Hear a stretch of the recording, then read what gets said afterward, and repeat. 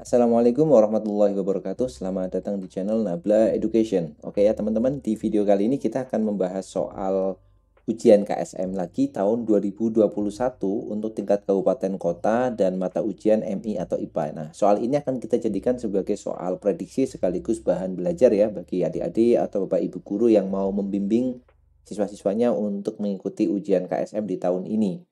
Jadi soal ini sebenarnya adalah soal tingkat provinsi ya. Di sini ada kesalahan penulisan ya, ada kabupaten kota. Karena apa? Karena di video sebelumnya kita sudah membahas untuk soal yang tingkat kabupaten atau kota. Jadi di foldernya ini adalah folder untuk provinsi. Tetapi nggak apa-apa, kita bisa pakai sebagai bahan belajar ya, atau bahan latihan serta prediksi-prediksi yang akan keluar di tahun 2022 ini.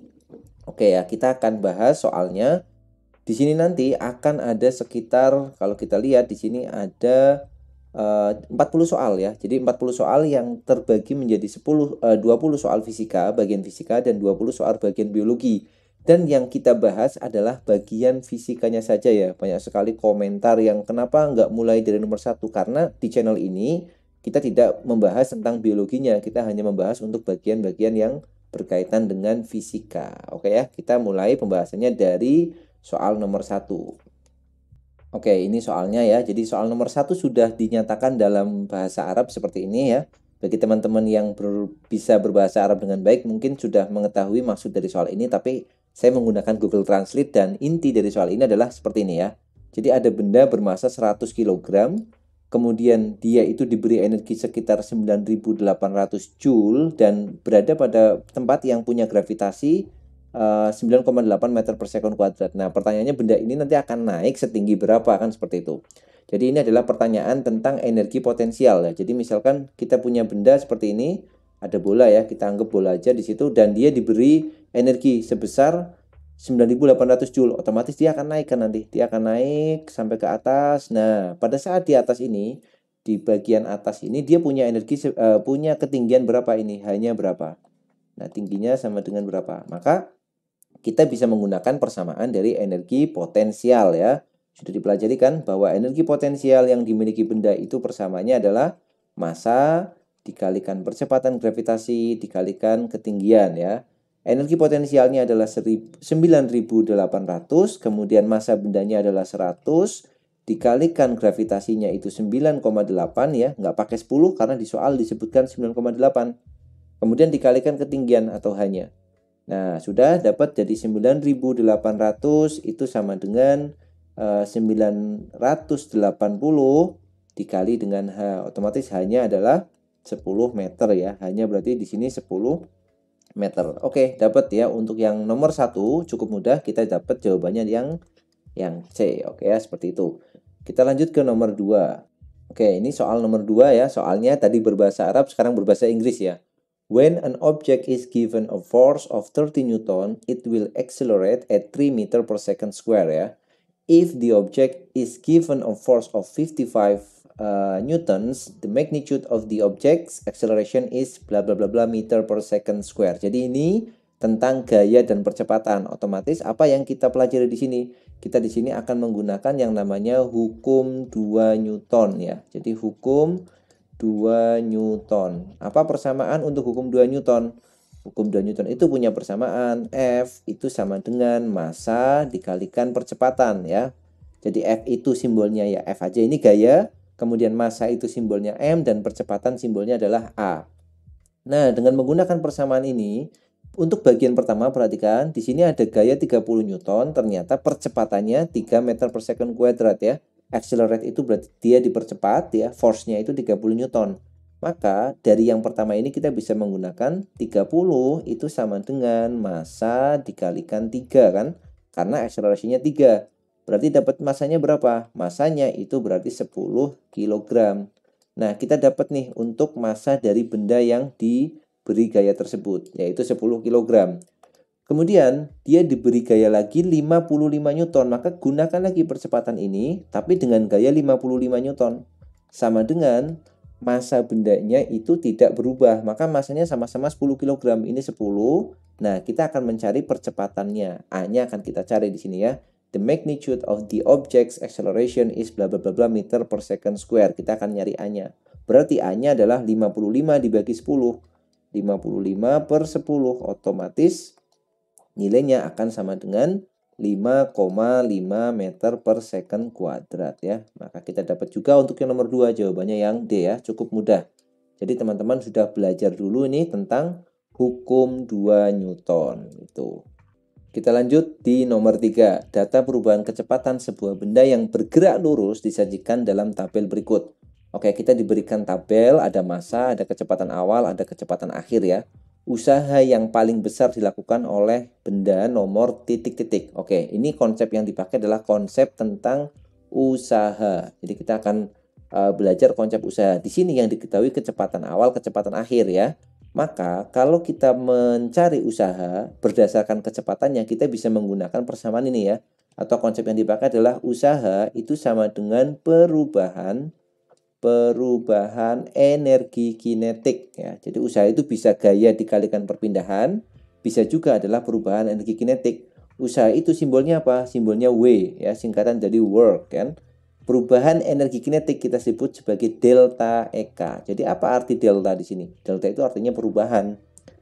Nah, berarti W sama dengan delta EK. Persamaan untuk energi kinetik benda itu persamaannya adalah setengah dikalikan massa dikalikan kecepatan kuadrat. Ini persamaan untuk energi kinetik yang dimiliki oleh sebuah benda yang bergerak. Berarti di sini karena dia delta EK, maka kita tulis EK2 yaitu EK akhir dikurangi dengan EK1 yaitu EK awal ya. Berarti W-nya itu sama dengan setengah M V2 kuadrat dikurangi setengah M V1 kuadrat. Akhir kuadrat dikurangi yang awal ya, V-nya. Atau ini ya dengan menggunakan sifat distributif kan setengah M-nya sama kan, ini setengah M, ini juga setengah M. Ya, untuk mempermudah kita menghitung nanti nilai-nilai di sini. Maka W-nya bisa ditulis sama dengan setengah dikali massa dikali V2 kuadrat dikurang V1 kuadrat. Ya, ini tuh sama ya. Bentuk yang kedua terakhir ini sama aja. Kenapa pakai yang bawah? Supaya mudah untuk menghitung yang nilai yang ada di tabel ini aja. Oke, sekarang kita hitung satu-satu ya. Untuk benda 1. Untuk benda 1 berarti dia akan punya apa di sini?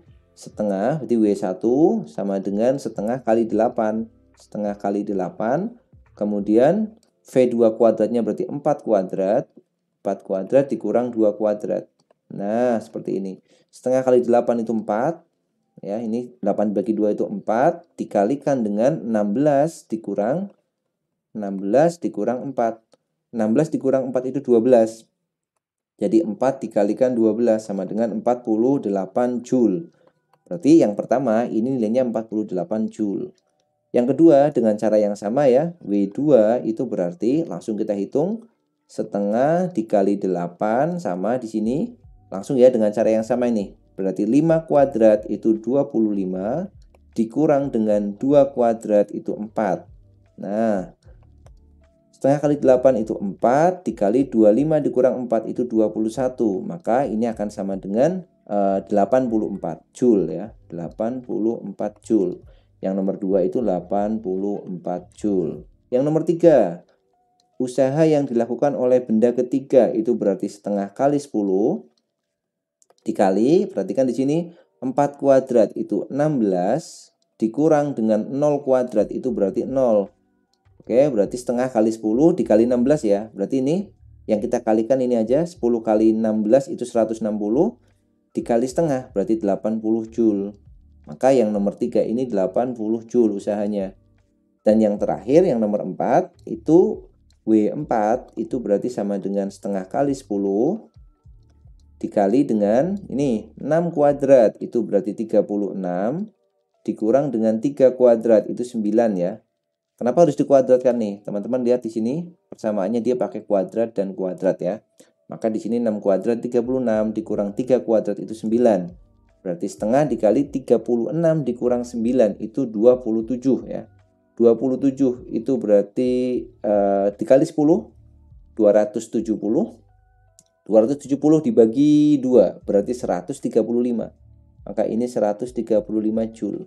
Nah, ini 135 Joule. Berarti mana yang paling besar ini usahanya? Ya, tentu saja yang benda yang keempat ini. Maka jawabannya adalah yang D. Oke ya, seperti itu. Kita lanjut di soal nomor 4 ya. 4 buah kawat berikut terbuat dari bahan yang sama. Disajikan seperti dalam tabel berikut. Diberikan gaya yang sama, maka kawat yang memiliki pertambahan paling besar adalah titik-titik. Oke. Jadi ini sedikit opini dari saya ya. Soal-soal yang ada di OSN atau KSMSD ini kebanyakan itu banyak sekali materi-materi yang sebenarnya ada di SMA. Menurut saya ini kurang bagus dan kurang baik ya. Kenapa? Karena SD-nya belum mempelajari, jadi dia hanya karena materinya belum tahu aja. Seperti soal ini. Untuk soal ini, teman-teman harus paham apa yang konsep tentang modulus Young, ya, konsep tentang modulus Young dan konsep tentang namanya hukum Hooke ya, hukum Hooke. Nah, materi-materi ini kan belum ada di jenjang SD. Jadi baiknya memang soal-soal KSM atau soal-soal OSN SD itu ya materinya materi SD aja, cuma soalnya aja yang ditingkatkan analisisnya gitu. Bukan menambah materi baru, itu menurut saya kurang bagus ya. Tapi nggak apa-apa karena udah ada soalnya, kita coba kerjakan ya. Sekaligus teman-teman bisa menambah wawasan atau pemahaman tentang materi ini. Oke, jadi seperti ini ya. Persamaan modulus Young atau biasa disebut dengan E ya, simbolnya E. Ada juga yang menuliskan pakai Y, itu nggak masalah. Jadi modulus Young itu persamaannya adalah seperti ini. Jadi F gaya dikalikan L dibagi A luas penampang dikalikan delta L. Ini dapatnya dari persamaan asal, yaitu tegangan atau stres, simbolnya sigma kayak gini dibagi dengan regangan atau E kecil gini. Ini persamaan asalnya kayak gini. Ya, di channel ini saya juga sudah membahas materi elastisitas ya di playlist playlist OSN, playlist untuk fisika SMA kelas 11 itu ada, atau kelas 10 ya. Ada penjelasan tentang modulus Young yang lebih lengkap di sana. Nanti bisa dilihat kalau mau belajar. Oke. Persamaannya seperti ini ya. Jadi di sini kita akan mencari hubungan antara gaya dengan pertambahan panjang F dengan delta L. Nah, maka kita bisa tulis ulang seperti ini ya. Ini kalikan aja ke atas nih. E dikalikan A dikalikan delta L sama dengan F dikalikan L. Oke. Lalu L-nya kita pindah ruas ke kiri, jadi dibagi ya. Jadi E dikalikan A dibagi dengan L kali delta L itu sama dengan F. Nah, berikutnya persamaan ini atau EA per L ini yang disebut dengan K, konstantanya ya, konstanta elastis ya, dimana nanti di hukum Hooke akan ada persamaan F itu sama dengan K kali delta L atau delta X. Nah, ini persamaannya seperti ini. Nah, di sini dia akan mencari kawat yang memiliki pertambahan panjang paling besar kalau gayanya sama. Berarti dari persamaan ini kita akan mencari delta L-nya ya. Kita balik lagi. Delta L di sini berarti sama dengan nih, perhatikan delta L-nya kita simpan di kiri. Berarti delta L sama dengan F dikalikan L ya, L-nya pindah ke sana dibagi dengan E dikalikan dengan A. Oke. Ya, jadi F dikali L dibagi E dikali A. Di soal disebutkan gayanya sama, maka F ini nggak pengaruh ya, maka kita bisa hilangkan dia. Bukan dihilangkan persamaannya, tetapi pengaruhnya tidak ada ya. Kemudian yang ada tinggal panjang dan diameter. Jenis kawatnya juga sama ya. Jenis kawat itu terbuat dari bahan yang sama ini.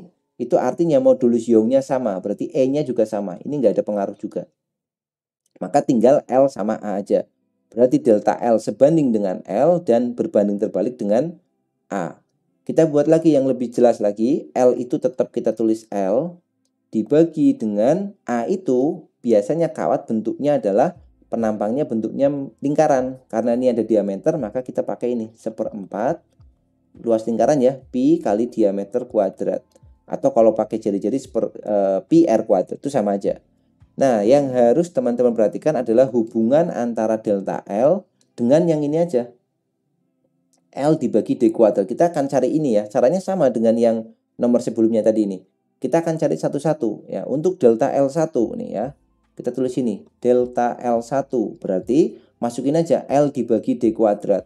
Panjangnya 300, satuannya tidak perlu kita ubah. Kenapa? Karena kita hanya pengen cari tahu mana yang paling gede aja. Jadi 300 dibagi dengan diameter kuadratnya adalah 3 kuadrat. Oke, berarti sama dengan 300 per 9 ya. 300 per 9 atau 100 per 3. Maaf. Dibagi 3, 100 betul ya, 100 per 3 atau sekitar 33,33 sekian. Berarti delta L yang pertama itu 33,33 sekian. Yang kedua, delta L yang kedua itu sama dengan panjangnya itu 100 dibagi dengan diameternya 1, berarti 1 dikuadratkan. Ya 100 dibagi 1 otomatis 100 saja. Maka yang kedua ini nilainya 100. Yang ketiga, panjangnya 200, diameternya 2. Berarti delta L yang ketiga itu sama dengan 200 dibagi dengan 2 kuadrat. Berarti 200 dibagi 4. Itu sama dengan 50. Berarti yang ketiga itu 50. Yang keempat, delta L4 itu 50 dan 0,5 ya. Jadi ini delta L4 itu sama dengan 50 dibagi 0,5 dikuadratkan. Nah, 50 dibagi dengan 0,25 kuadrat itu adalah 0,5 kuadrat itu 0,25. Ya, caranya gimana? Kalikan 100 atas bawah kalikan 100 ya. Jadi 500 kali 100 dibagi dengan yang bawah kali 100, jadi tinggal 25. Kita coret 25-nya dengan 50 dapat 2, berarti sama dengan 200. Nah, yang keempat juga nilainya 200. Pertanyaannya adalah yang paling besar. Nah, kalau paling besar berarti yang mana? 1, 2, 3, atau 4? Ya, tentu aja yang kawat keempat. Nah, seperti itu ya. Untuk soal yang keempat. Ini materinya tentang modulus Young dan hukum Hooke. Materi besar tentang topik ini adalah elastisitas. Kalau mau belajar, ini materinya elastisitas. Oke, seperti itu. Kita lanjut ke soal nomor 5 ya. Sebuah ampermeter dan voltmeter dipasang pada suatu rangkaian elektronika seperti pada gambar. Jika ampermeter menunjukkan skala 0,7 ampere, maka nilai yang terbaca pada voltmeter adalah titik-titik. Oke, nomor 5 ini materinya tentang listrik dinamis. Nah, kalau materi ini memang ada di soal KSM atau OSM itu memang di SD sudah dipelajari tentang listrik ya. Jadi hanya ditingkatkan aja analisanya. Jadi masih oke lah untuk soal nomor 5 ini. Coba kita lihat ya.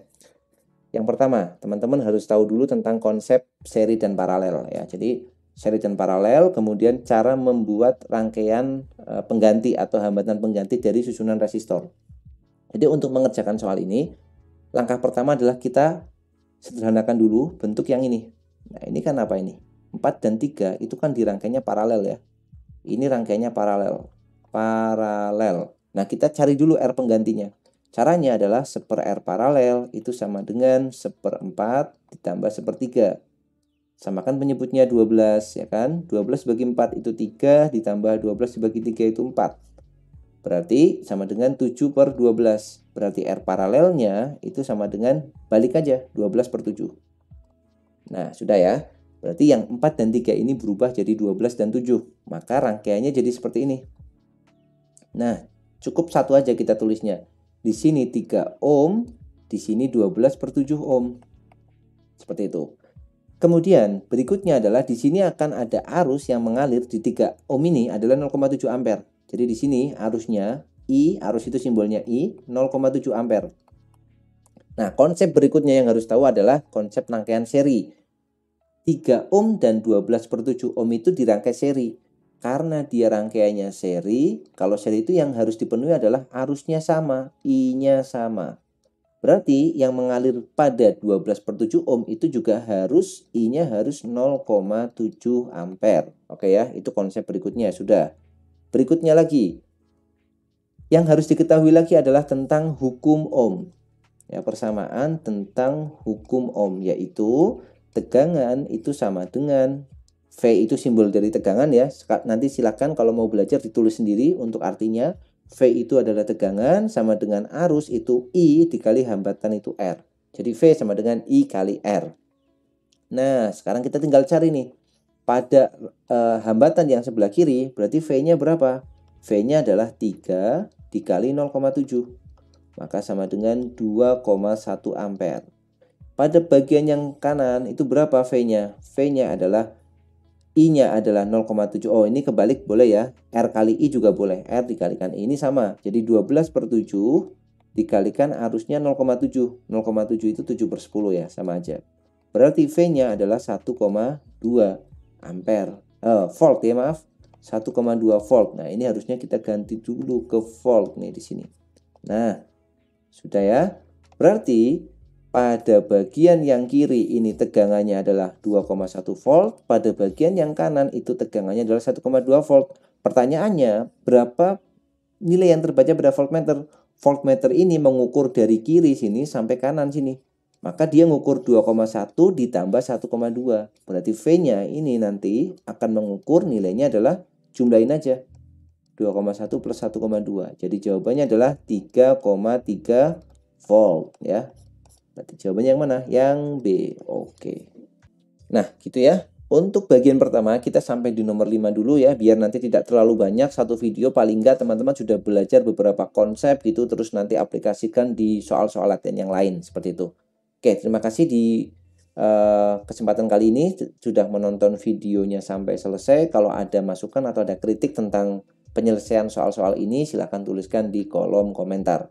Terima kasih. Kita jumpa lagi di video selanjutnya. Assalamualaikum warahmatullahi wabarakatuh.